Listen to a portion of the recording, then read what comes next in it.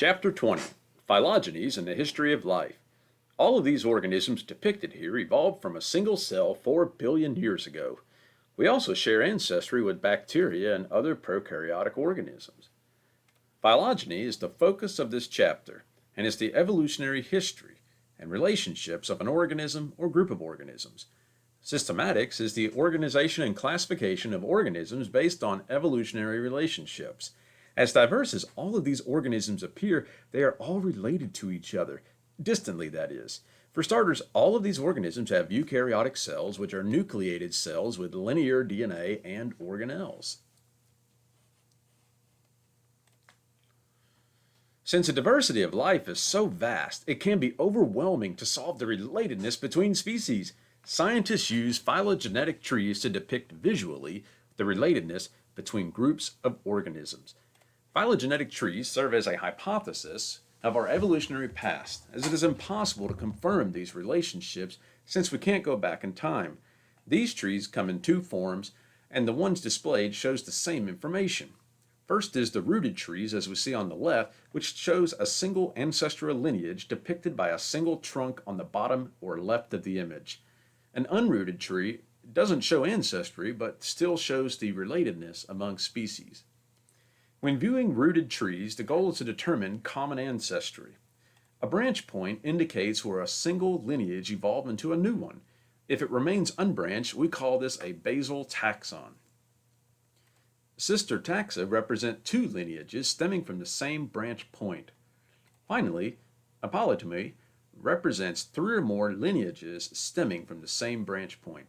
An important thing to think of, though members of polytomy all share ancestry, they do not evolve from each other. For example, we share, as humans, a polytomic branch with gorillas, orangutans, chimpanzees, and bonobos, but we have not evolved from them, nor do they evolve from us. Data used to help build phylogenetic trees comes from fossils traditionally, but the use of molecular techniques such as DNA analysis between species has further supported relatedness between species. There are limitations to phylogenetic trees. First, branches, unless labeled as such, do not depict the amount of time that has passed, only the evolutionary order of a grouping. Second, many assume that two organisms that look more alike are more related. However, this is not always the case. Rabbits and lizards, for example, on our phylogenetic tree depicted here, both produce amniotic eggs, even though they're not that similar in appearance. An amniotic egg is an egg with an amnion layer which is used to help keep the embryo from drying out. Third, even though lancelets do not have a vertebral column, it doesn't mean they stopped evolving. They just simply form a new evolutionary branch. In fact, every living organism on this planet today is here because it is either continually evolving or it's adapted to its particular environment. Otherwise, it'd be extinct.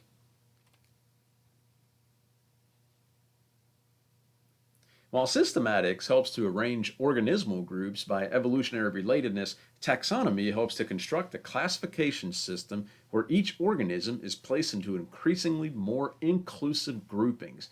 I mean, we use classification schemes in our lives all the time. Music, going to a grocery store. Let's talk about movies. I love movies. We classify them into genres of film, such as horror, action, adventure, romance, comedy, drama, biopic, what have you. We all know the characteristics of horror movies. They're scary, they mess with your head, there's gore, there's some level of disturbance. But even amongst horror movies, there are subgenres that exist. Thrillers, for example, focus more on panic, anxiety, and loss of control.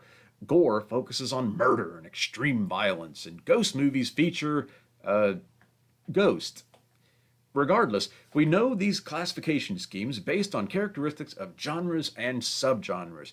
We do the same thing with organisms, only we get even more in depth. To see how specific taxonomy gets, let's use the taxonomy of a domesticated dog. Its species name is Canis familiaris. However, using the classification scheme in biology, we can start with the most inclusive taxon to the most exclusive. The most inclusive taxon is a domain. There's only three domains that exist in biology. Domain Eukarya, which is what we're a member of, as well as all these other organisms that we see. And there's bacteria, and then there's archaea. So let's take a look at everything in this category. First, you have flowers, regal moth, box turtle, prairie dog, grizzly bear, fox, dingo, and domesticated dog. Now, one of those seems like the odd one out, and that would be the photo on the left. That's because the rest of those organisms belong to kingdom Animalia. So that's the next question you're going to be asking. So what type of eukaryotes are dogs? Well, dogs are considered animals. Animals are all multicellular, they move, and they have internal digestion. So the flower displayed as a plant and is excluded from the kingdom level of classification. But what kind of animal are dogs? Well, they're found in the phylum Chordata. These are animals with a major nerve cord along the back, tails, and gill slits at some point during embryonic development. The moth is an arthropod, which does not have any of these characteristics and is excluded from phylum Chordata. But what kind of chordate is a dog? Well, they are in class Mammalia, animals with fur and mammary glands. A turtle is a reptile, which is not included since it lacks those two characteristics. So what kind of mammal is a dog? Well, they're in order Carnivora. These are predatory land mammals, which include bears, cats, dogs. But another thing that's not on here is you'll notice the prairie dog is gone because the prairie dog is a rodent and not a carnivore. So what kind of carnivore is a dog? Dog is in the family Canidae, which is basically the dog family. These are carnivores with long snouts and specialized canine teeth. What kind of canine is a dog? Well, it's in genus Canis, whereas a fox is in genus Vulpes, totally different genus.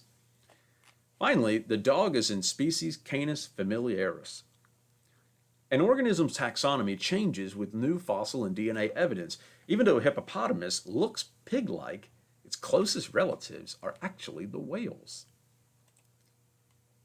All right, Swedish biologist Carl von Linné developed a modern system of classification that utilizes two names, a genus and a species. Since Latin is a dead language, all organisms are named using Latin roots. Even if the organism has a more modern sounding name, the name itself must be Latinized. In other words, it generally ends with an S or a vowel. Even Carl von Linné did this to his own name. He's sometimes known as Carolus Linnaeus. The genus is capitalized and the species is lowercase. The entire name is called a species epithet, and it's either italicized if it's typed or it is underlined if it's handwritten, as I've displayed here below the Cumberland Plateau salamander.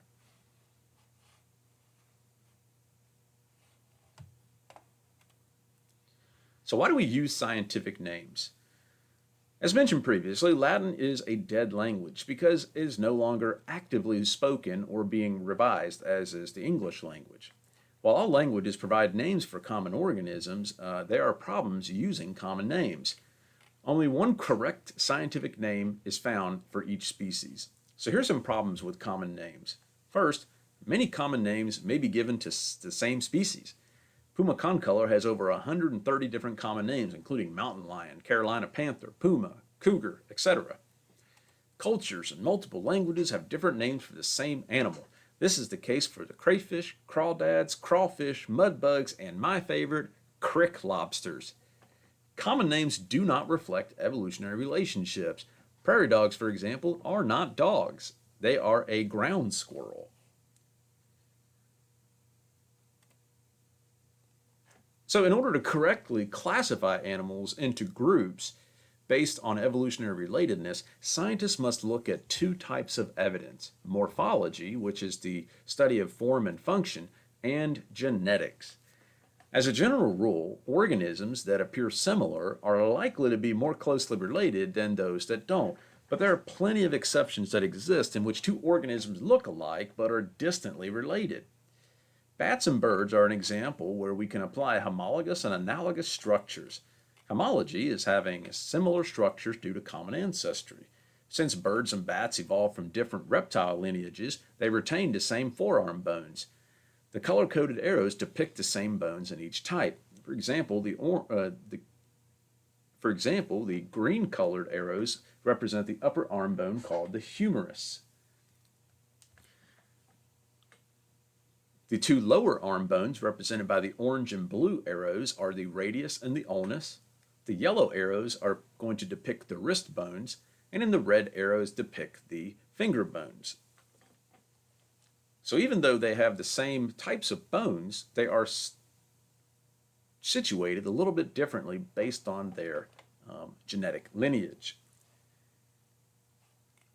All right, bats are mammals, and birds are not. Birds evolved from flying dinosaurs with feathers for thermoregulation, while bats share ancestry with horses, ungulates, and carnivorous mammals.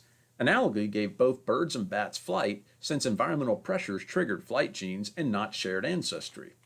We now know that flight does not require having the exact same anatomy, as flight evolved independently multiple times in the animal kingdom with bats, birds, pterodactyls, and insects. However, the specific ordering of the forearm bones is complex and is matched amongst most four-legged land vertebrates. Use your own forearm. You can deconstruct your forearm as the following pattern. You have one bone in the upper arm, two bones in the lower arm, you got lots of bones in the wrist, and then there's 5 digits or fingers. Same thing with the bird and the bat. One bone, two bone, lots of bones, 5 digits. One bone, two bones, lots of bones, 5 digits. Although in the birds, the digits tend to be fused together. A pattern in nature exists. When two organisms share structures, the degree of complexity depicts whether that structure arose through homology or analogy. Complex structures like the forearm arose through common ancestry. Flight does not require the exact same plan, so it arose through environmental pressures. The mechanics of flight are complex, but the concept is simple. You must overcome gravity by having lift. If Wilbur and Orville Wright did not invent the airplane, someone would have eventually. Although the plane is complex, all you need is the right machinery to provide you with lift against gravity. Bird, bat, insect, and pterodactyl wings have different starting points on how to achieve lift, but did so analogously. So scientists have considered some strange and misleading appearances in nature. So while bird and bat forearms are homologous structures, flight is analogous. So that's just an example of a feature that's both analogous and homologous. Let's go through some that are just one and not the other. First are royal palms and queen sago palms. They look a lot alike, but these are so distantly related from each other. Royal palms are flowering plants and are a relative of grasses, while the queen sago palm is a cycad that does not produce flowers or fruits and is more closely related to pines. These are what we would consider analogous species in that they have similar anatomy due to environmental pressures, but they have no shared ancestry, at least close enough. So they're not homologous. Fish and whale fins are also analogous structures, but they're not homologous. You want to really flip out? Manatees, elephants, and a weird small herbivorous critter here called a hyrax share close ancestry. Thanks to advances in molecular systematics, we can compare and contrast the DNA sequences. Regardless, the hyrax has tiny tusks that resemble vampire teeth, and you can see remnants of toes on manatees that I think look like elephant feet. It is important to use both morphological and molecular techniques to find relatedness between species. Scientists have been quite surprised how wrong they were about ancestry just by using morphology alone. And up next, we're going to talk about how to build phylogenetic trees and in something that baffles scientists, horizontal gene transfer.